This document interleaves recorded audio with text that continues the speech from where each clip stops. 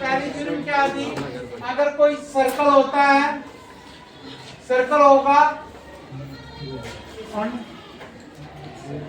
कोई भी टेंजेंट होगी, टेंजेंट और रेडियस के बीच में हमेशा कितना डिग्री एंगल होता है? 90। This is theorem 10.1 and in 10.2 theorem BB. If there are two tangents, suppose two tangents from the same point P, जो PA होगा और जो PB होगा, there are two tangents PA and PB, two tangent है, ठीक है, उनकी लंबाई जो होती है वो सेम होती है। ये किसमें है? Theorem number 10.2। वन में है कि रेडियस और टेंजेंट में 90 डिग्री एंगल होता है, और दूसरा two tangent from the same points are equal. Okay, any question you want to ask? अब ये थ्योरम थी, इसके बेस पे हमने क्वेश्चन एक्सरसाइज 10.1 कर ली थी हमने, और 10.2 है। पहला क्वेश्चन जो है 10.2 का, कॉलर page 10 exercise 10.2 question number 1 from a point Q length of tangent from a point Q, एक Q पॉइंट है, from a point Q the length of tangent to the circle is, length of tangent कितनी है? 24 है, and ये इसका centre मानते हैं, and the distance of Q from the centre, centre और Q का डिस्टेंस कितना है? 24। और हमने क्या करना है? हमने radius of the circle find करना है। अब अगर आप देखोगे ये एक राइट ट्रायंगल बन चुका है, क्योंकि इसके बीच में 90 डिग्री एंगल है। राइट ट्रायंगल में आपको पता है हमारे पास एक थ्योरम होती है, उसको कहते हैं पाइथागोरस। उसमें हम कोई एक साइड निकाल सकते हैं, अगर दो साइड गिवन हो तीसरी साइड हम निकाल सकते हैं, तो वही थ्योरम हम यूज करेंगे। तो हम we know that O Q का यहाँ हम लिखेंगे एच का square is equal to perpendicular का स्क्वायर प्लस बेस का स्क्वायर बाय कौन सी थ्योरम है? Pythagoras theorem. सलमान इधर देख बात नहीं। आप देखोगे हाइपोटेन्यूज क्या है? ओ क्यू का square, perpendicular is you know 24 का square, and your radius is OP का स्क्वायर। हमें फाइंड करना है, इसको पहले ऐसे लिख देते हैं क्यूपी।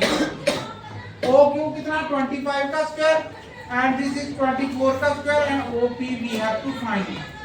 25 का स्क्वायर कितना होता है? 625, और 24 का स्क्वायर 576 प्लस ओपी का स्क्वायर। ओपी का square is equal to 625 minus 576। OP is equal to 49, OP का square. OP is equal to square root 49। 49 का स्क्वायर रूट कितना आता है? 7। तो रेडियस कितना आएगा इसका? 7।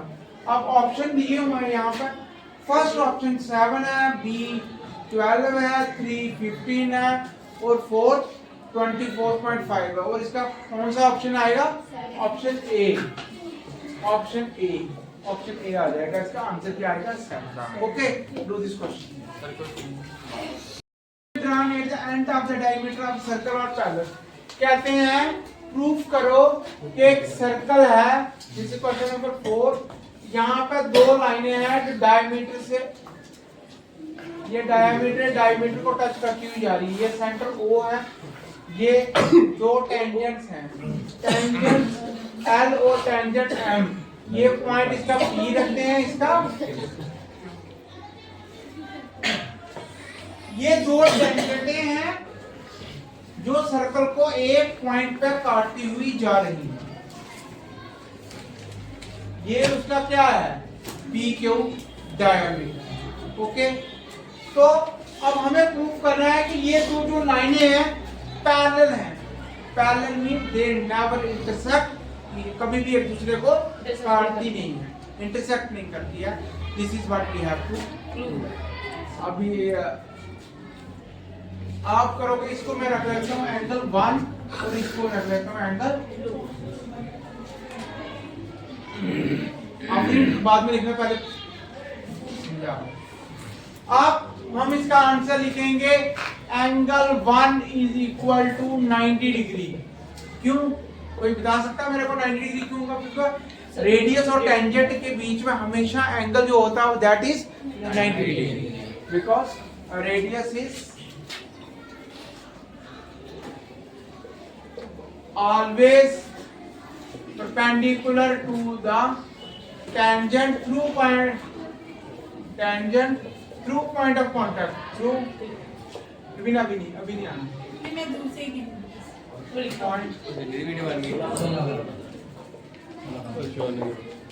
पॉइंट ऑफ कॉन्टैक्ट बंद करना है और बिना तरफ पॉइंट ऑफ कॉन्टैक्ट। ठीक है, समझ आ गया? एंगल 90 डिग्री होता है।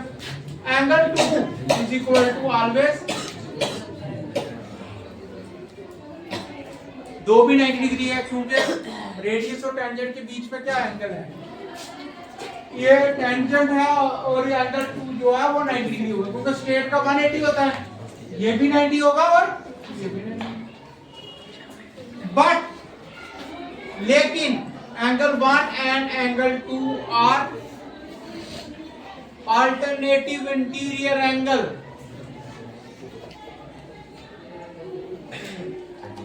अब आप बोलोगे अल्टरनेटिव इंटीरियर एंगल 9th में पढ़ा आपने, ये देख लो।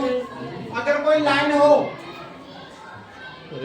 अगर दो पैरेलल लाइंस हो, ये जो ऊपर वाले होते हैं करस्पॉन्डिंग एंगल्स होते हैं, ये एक ये वाला और एक ये वाला और एक ये वाला, ये अल्टरनेटिव इंटीरियर एंगल होते हैं क्योंकि Z बना रहे हैं।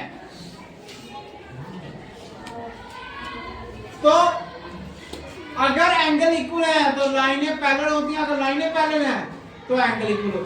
इस केस में एंगल इक्वल है तो लाइनें क्या होंगी? पैरेलल होंगी। Therefore line L is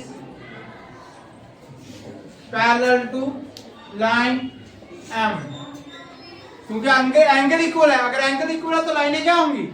parallel. Okay, this is what you have to do this. पहले मैं पढ़ूंगा फिर आप अंडरस्टैंड करोगे, डायग्राम ड्रा करेंगे आप prove that the perpendicular at the point of contact to the tangent to a circle passes through the centre. कहते हैं अगर हम ये सर्कल ड्रा करते हैं, एक टेंजेंट है, ये सेंटर O है, जो ये टेंजेंट, इसका लाइन का नाम रखते हैं L और ये पॉइंट ऑफ कांटेक्ट P है। कहते हैं जो परपेंडिकुलर है टेंजेंट को वो सेंटर से पास करेगा। वो तो सेंटर से ही पास करेगा क्योंकि रेडियस और टेंजेंट के बीच में एंगल कितना होता है? 90 डिग्री। हम लिखेंगे इसका आंसर, वी नो दैट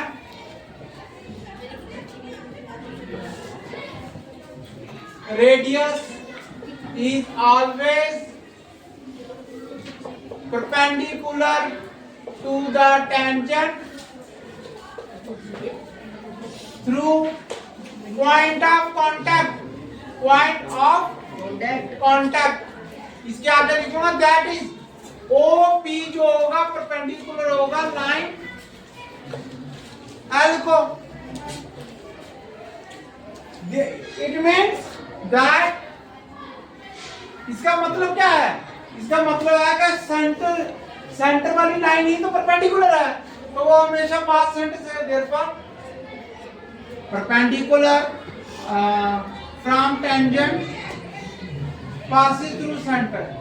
कहां से वो पास होता है? Passes through centre. बस दिस इज बस हो गया, यहां तक ये करो।